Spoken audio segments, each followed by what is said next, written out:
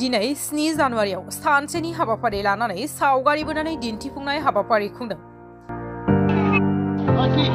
नावकाटा Bodoland fine art ससाइटिनि गोरायुं Khagen बर' बिथांनि बानजायनायाव सावगारि बोनाय दिन्थिफुंनाय हाबाफारि लादों। गोदानै दाजानाय तामुलपुर जिल्लानि सिङाव थानाय नावकाटायाव सुख्लायाव जोहोलावफुरियाव नावकाटा बड'लेण्ड फाइन आर्ट ससाइटिया बोसोरफ्रोमबो खुंबोनाय बायदि देग्लायबो बाथि सावगारि दिन्थिफुंनाय हाबाफारि दिनै सानसेनि हाबाफारि फुंबिलिनि 10 रिंगानिफ्राय खुंफुंनाय जायो। मख'नो गोनांदि बे सावगारि बोनाय दिन्थिफुंनाय हाबाफारियाव खमैबो 160निबो बारा फरायसा फरायसुलि बिथांमोना बाहागो लानानै मोजाङै मोजां जोबनानै थाङो।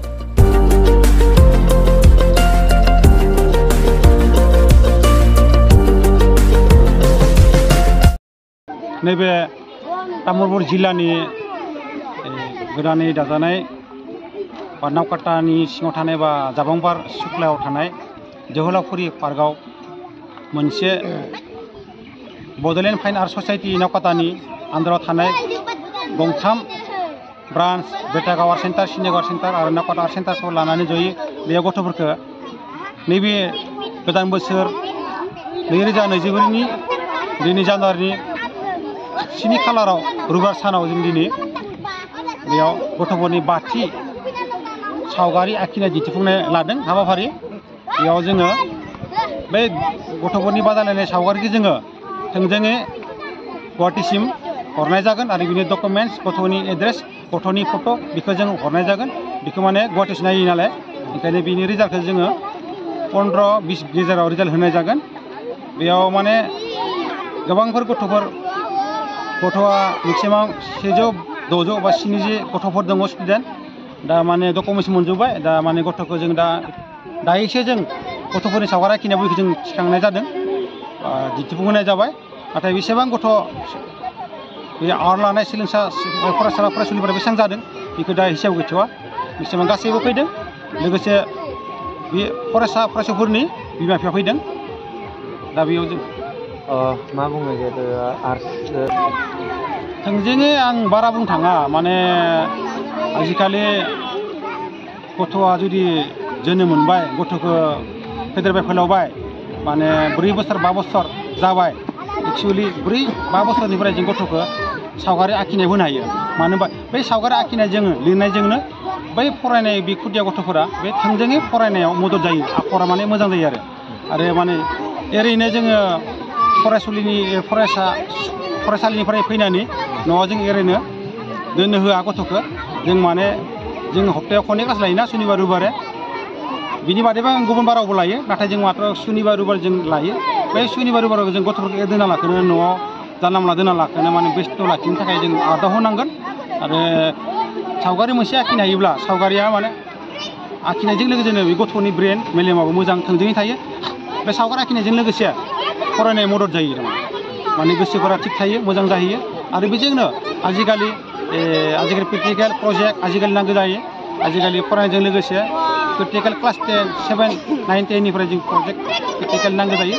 साइन्स फरायोब्ला ओरै नांगौ जायो जे बिदिनो जोङो बै गथ'आबो बे आंनि बड'लेण्ड फाइन आर्ट ससाइटियाव लानानै रोंनानै थाङोब्ला, बे गथ'आ जुदि BE पास फरायनानै फोजोबना लानायजों लोगोसे बे नैबेनि आर्टनि कर्सखौ फोजोबनानै जुदि लायोब्ला, बे थोंजोङै गभर्नमेन्ट अफ कलेज होनना बुङो। ओरैनो जोंनिया गुवाहाटी भकेसनेल कलेज दङ, बिदिनो क'क्राझार फाइन आर्ट कलेज दङ। बिदिनो बे कलेजाव आंनिफ्राय डिप्ल'माखौ लांनानै थोंजोङै BE पास फरायनाय जोबोब्ला बे आर्टजों आङो बे आर्ट कलेजाव लगायहरनो हायो। नोंथांमोननि जिहेतु फाइन आर्ट आंनियाव दिनै स्कुला नैबे माने 2005आव गायसनदोंमोन ना, नाथाय बिनि 3 बोसोरनि सिगाङावनो आङो माने लेखा लेखि खालामालाखैनो बिनि आगोलनिफ्रायनो गथ'फोरखौ फोरोंबाय थादोंमोन आङो। नाथाय दिनै स्कुला दिनैसिम गोदान बोसोरनि 2024 मायथाइयाव दिनै जोङो जानुवारि 7सिम जोङो रबिबारसिम जोङो दिनै 23 बोसोर रानिं जाबाय। बे 23 बोसोर गथ' आङो मथा मथि 100-200 सायाव गथ'फोरखौ माने गोरों गोरा खालामना हरदों। माने कम्पनि 6 बोसोर 7 बोसोर 8 बोसोर लाना थांदों। नाथाय गथ'फोरा थांदोंबाबो बिनिफ्राय रोंनानै गथ'फोरा माने साख्रि लादों लायाखैखौ जों मिथिना मोनाखै। नाथाय आं जि आर्टआव फोरोंगोन आं बेखिनिखौ आङो गथ'फोरखौ नाम खालामना हरनो गोनां जादों, हानाय जादों आरो। दायो नोंथांनि जितु स्कुलाव आंनि गासै बे आंनि बे बड'लेण्ड फाइन आर्ट ससाइटि नावकाटा आं गावनियाव फोरोङो आरो माखासेखौ आं ब्रान्स लादों बेटागाव आर्ट सेन्टार सिनिगाव सेन्टार नावकाटा सेन्टार बेयाव जोङो थाग्रा सेन्टार दङ जयै आंनिया 760 70 बा 200 नि गेजेराव गथ' स्टुडेन्टबो दङ आरो बर्थमान दिनैसिम आरो नावकाटा आर्ट सोसाइटी लिमिटेडर सहायत এখন আৰ্ট প্ৰতিযোগিতা কম্পিটিশ্যন পতা হৈছে ইয়াত বহুত ল'ৰা ছোৱালীয়ে অংশগ্ৰহণ কৰিছে যেহেতু আজি ৰবিবাৰ এই ৰবিবাৰ দিনা জৱাহৰলাল পাৰ্কত এখন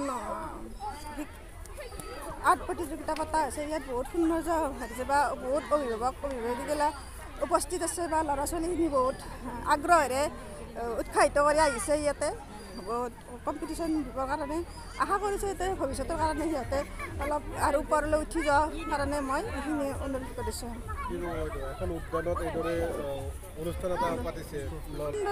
যিহেতু পাৰ্কত যিখিনি বস্তু আছে সেইখিনিয়ে সিহঁতে চিত্ৰাংকন প্ৰতিযোগিতা আৰম্ভ কৰিছে সিহঁতে সেইখিনি